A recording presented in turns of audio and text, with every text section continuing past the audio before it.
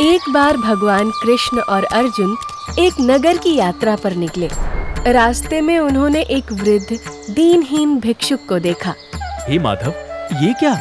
संसार के स्वामी आप हैं, फिर ऐसे प्राणी क्यों हैं जो दरिद्र हैं और भीख मांगने को विवश हैं? आप चाहें तो पल भर में इनकी दरिद्रता दूर कर सकते हैं। हे पार्थ, मनुष्य का कर्म ही उसके भाग्य का निर्माण करता है, लेकिन यदि तुम समझते हो कि इसे धन की आवश्यकता है, तो तुम स्वयं इसे क्यों नहीं देते? अवश्य, मैं इस भिक्षुक का दुर्भाग्य हमेशा के लिए समाप्त कर दूंगा। हे ब्राह्मण, इधर आओ, भीख मांगना बंद करो। आज से तुम्हारा दुख समाप्त हुआ। आप कौन हैं? मेरे लिए क्या आ गया है? ये लो, ये स्वर्ण मुद्राओं से भरी पोटली है। ये तुम्हारे लिए पर्याप्त है कि तुम शेष जीवन सम्मान से बिता सको। जाओ और कभी किसी के आगे हाथ न फैलाना। जय हो, आपकी जय हो। आज से मेरी दरिद्रता समाप्त हुई। भिक्षुक अत्यंत प्रसन्न हुआ। उसने सोचा, मैं गांव जाकर एक सुंदर घर बनाऊंगा और सम्मान पूर्वक जीवन बिताऊंगा। खुशी खुशी घर लौटते समय रास्ते में उसे एक क्रूर डाकू मिला। रुक जा बुड्ढे, तेरे पास जो कुछ भी है सब मेरे हवाले कर दे, वरना। नहीं, ये मेरा जीवन भर का सहारा है, इसे मत छीनो।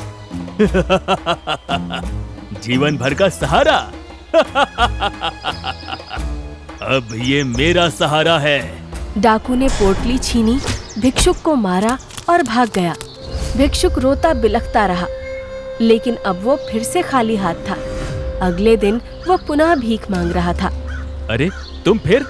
मैंने तुम्हें इतना धन दिया, फिर भी तुम भीख मांग रहे हो? क्या हुआ उस पोटली का? हे महाशय, मुझे एक डाकू मिला। उसने सब कुछ छीन लिया और मुझे बहुत मारा। लगता है मेरे भाग्य में दरिद्रता ही लिखी है। इस बार नहीं, मैं नियति को चुनौती दूंगा। कोई बात नहीं, ये लो, ये स्वर्ण से भी अधिक मूल्यवान हीरा है। इसे तुम बेचकर एक राजा जैसा जीवन जी सकते हो। इसे अच्छी तरह से छुपाना। हीरा इतना कीमती, मैं इसे कहाँ छुपाऊं? भिक्षुक ने जाकर वो हीरा खाली घड़े के अंदर छुपा दिया, जिसे कई महीनों से इस्तेमाल नहीं किया गया था। यहाँ कोई चोर नहीं आएगा, ये मेरा धन है। अब मैं शांति से सो सकता हूँ। भिक्षुक सो रहा था, तभी उसकी पत्नी नदी से पानी भरने के लिए घर आई। उसका घड़ा टूट गया था। उसने सोचा, क्यों ना पुराना घड़ा इस्तेमाल कर लूं। ओह, मेरा घड़ा फूट गया। वो कोने में रखा पुराना घड़ा ले जाती हूँ। पत्नी ने वो पुराना घड़ा लिया जिसमें हीरा छुपा था। नदी पर जाकर जैसे ही उसने घड़े को पानी में डुबोया, हीरा घड़े से फिसलकर नदी की धारा के साथ बह गया। अरे, ये घड़ा गीला कैसे है? मेरा हीरा! ओह, मेरा हीरा! हे भाग्य, ये तूने क्या किया? लगता है मेरे भाग्य में एक पल की खुशी भी नहीं लिखी है। अगले दिन भिक्षुक फिर से भीख मांग रहा था। श्री कृष्ण और अर्जुन ने उसे फिर देखा। हे प्रभु, ये कैसी लीला है? मैंने सोने के सिक्के दिए, मूल्यवान हीरा दिया, पर ये दरिद्र फिर भी भिक्षुक है। इसका दुख क्या कभी समाप्त नहीं होगा? पार्थ, तुम केवल धन दे सकते हो, लेकिन तुम भाग्य को नहीं बदल सकते। अब तुम मेरा उपाय देखो। हे मूर्ख, तुम अपने दुख के लिए केवल नियति को कोसते हो, पर तुम्हारा लालच और मोह तुम्हें मुक्त नहीं होने देता।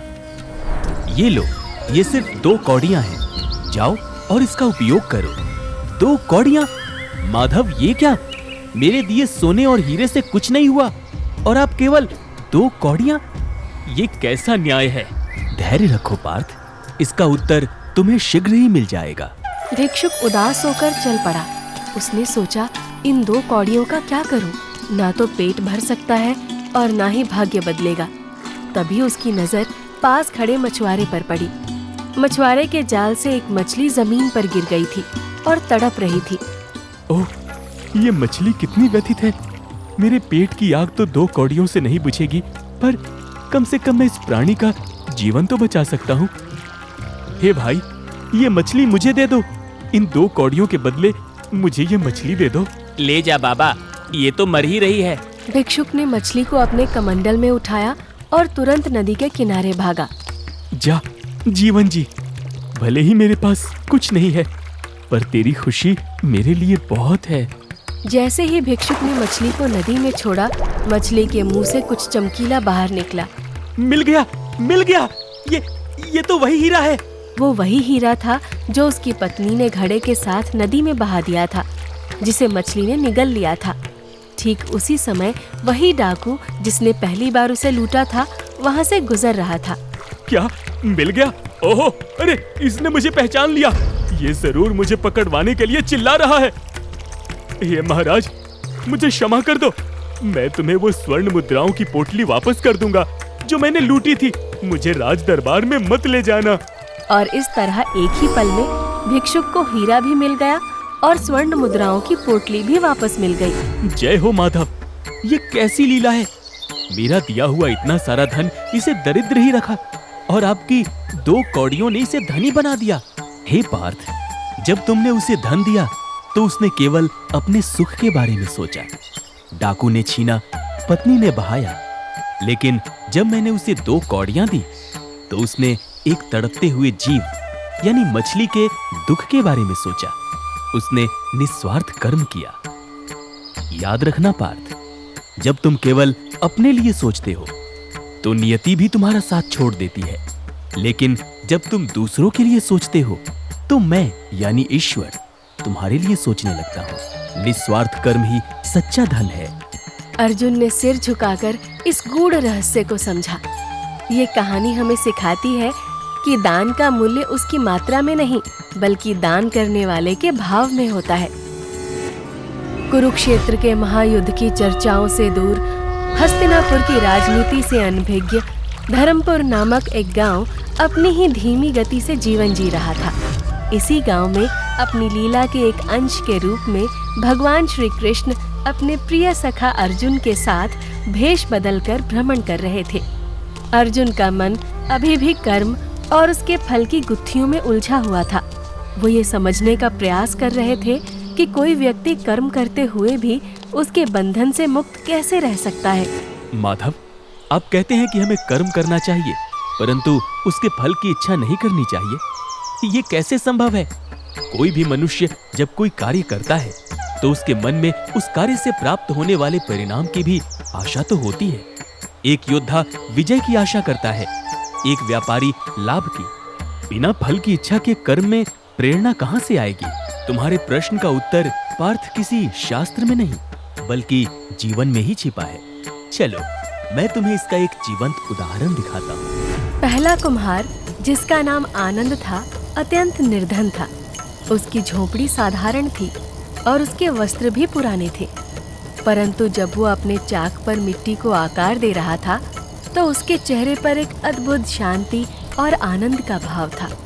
वो काम करते हुए गुनगुना रहा था और उसकी हर हरकत में एक लय थी, जैसे वो कोई पूजा कर रहा हो। दूसरा कुम्हार विषाद अपेक्षाकृत धनी था। उसका घर पक्का था और बाहर बिक्री के लिए रखे बर्तनों का ढेर लगा था। उसके बर्तन आनंद के बर्तनों से अधिक सुंदर और कलात्मक थे, परंतु उसके माथे पर चिंता की लकीरें थी। वो हर आते जाते ग्राहक को ललचाई नजरों से देखता और बीच बीच में अपनी किस्मत को कोसता। देखिए केशव, ये कुम्हार कितना कुशल है। इसके बनाए हुए पात्र कितने सुंदर और सुडौल हैं। निश्चित ही ये एक महान कलाकार है। और वो दूसरा, वो तो बस साधारण से बर्तन बना रहा है। मुझे तो इस कुशल कारीगर को देखकर दया आती है। शायद इसकी कला का उचित मूल्य नहीं मिल रहा, तभी ये इतना चिंतित है। पार्थ, बाहरी रूप से देखकर किसी के जीवन का सत्य नहीं जाना जा सकता। आओ, पहले हम विषाद से मिलते हैं। हे कुंभकार, तुम्हारे हाथ में तो जादू है। ऐसे अद्भुत पात्र हमने पहले कभी नहीं देखे। जादू का क्या करूं महाशय, जब पेट की आग ही ना बुझे। अरे सुबह से बैठा हूं, एक भी बड़ा ग्राहक नहीं आया। मिट्टी महंगी हो गई। बाजार में राजा के सिपाही अलग से कर मांगते हैं। इतनी मेहनत करता हूं, पर हमेशा यही डर लगा रहता है कि शाम तक कुछ कमाई होगी भी या नहीं। एक घड़ा बनाने में कितनी मेहनत लगती है, अगर जरा सा भी आंच तेज हो जाए तो सब बर्बाद। ये जीवन तो बस एक संघर्ष है। आनंद अपनी ही धुन में मगन था। उसने यात्रियों को देखा तो चाक रोककर मुस्कुराया। उसके चेहरे पर कोई तनाव नहीं था। आइए आइए, क्या सेवा कर सकता हूँ आपकी? राहगीर लगते हैं, जल लेंगे? हम तुम्हारी कला देख रहे थे। तुम काम करते हुए इतने प्रसन्न कैसे हो? प्रसन्नता? ये तो इस मिट्टी का प्रसाद है महात्मन। जब मैं इस गीली मिट्टी को छूता हूँ तो लगता है जैसे धरती माँ से बात कर रहा हूँ। जब चाक घुमाता हूँ तो लगता है जैसे पूरा ब्रह्मांड घूम रहा है। और जब मेरे हाथों से ये एक आकार ले लेता है तो लगता है जैसे ईश्वर ने मुझे कुछ नया रचने का अवसर दिया है। ये मेरे लिए काम नहीं, उत्सव है। परंतु क्या तुम्हें इसके बिकने की चिंता नहीं होती? क्या तुम्हें लाभ हानि का विचार नहीं आता? विचार क्यों नहीं आता? जीवन चलाने के लिए धन तो आवश्यक है। मैं अपना कर्म पूरी लगन से करता हूँ, सुंदर से सुंदर पात्र बनाने का प्रयास करता हूँ, परंतु उसका परिणाम मेरे हाथ में कहाँ? मेरा काम है पात्र बनाना, खरीदार भेजना तो ऊपर वाले का काम है। कोई खरीद ले तो उसकी कृपा, ना खरीदे तो उसकी इच्छा। मुझे तो बनाने में ही आनंद मिल गया। मेरा फल तो मुझे कर्म करते समय ही प्राप्त हो गया। अर्जुन आनंद की बातें सुनकर स्तब्ध थे। तभी अचानक गांव में हलचल हुई। एक अमीर सेठ का घोड़ा बिदक कर बाजार में भागने लगा। घोड़े की टापों से और गिरते पड़ते लोगों से दोनों कुम्हार के बाहर सूखने के लिए रखे दर्जनों बर्तन टूटकर मिट्टी में मिल गए। अगले ही पल जहां विषाद के सुंदर और महंगे बर्तन थे, वहां अब केवल मिट्टी का ढेर था और आनंद के भी कई पात्र टूट चुके थे। हाय मैं लुट गया, मैं बर्बाद हो गया। मेरी महीनों की मेहनत बर्बाद हो गई। मेरा कितना नुकसान हो गया। हे ईश्वर, तुझे मेरे ऊपर ही कहर बरसाना था।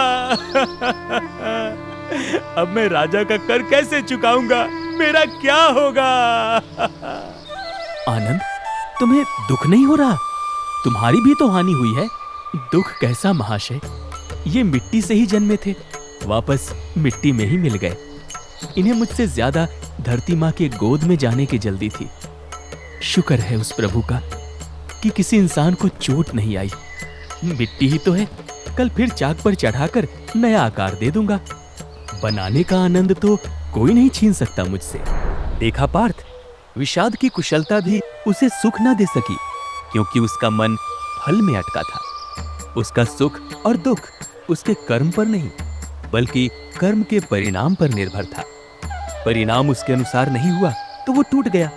वहीं दूसरी ओर आनंद का सुख कर्म में ही निहित था। उसे बनाने की प्रक्रिया में ही आनंद मिल चुका था, इसलिए परिणाम बिगड़ने पर भी उसका आनंद कोई नहीं छीन सका। वो स्थिर रहा। कर्मण्यवाधिका रस्ते मां फलेषु कदाचन मां कर्मफल हेतुर्भुर मां ते संगोस्तु कर्मणि। हे अर्जुन, तुम्हारा अधिकार केवल अपना कर्म करने में है, उसके फलों में कभी नहीं। इसलिए तुम ना तो स्वयं को अपने कर्मों के फलों का कारण मानो और ना ही कर्म करने में तुम्हारी आसक्ति हो। अर्जुन ने उन दो साधारण कुम्हारों के जीवन से गीता का सबसे बड़ा रहस्य सीख लिया था। उन्होंने समझा कि प्रेरणा फल की इच्छा से नहीं, बल्कि कर्म के प्रति निष्ठा और प्रेम से आती है। जब मनुष्य फल की चिंता त्याग कर केवल अपने कर्तव्य को ही उत्सव बना लेता है, तब वो हर परिस्थिति में आनंदित और स्थिर रहता है।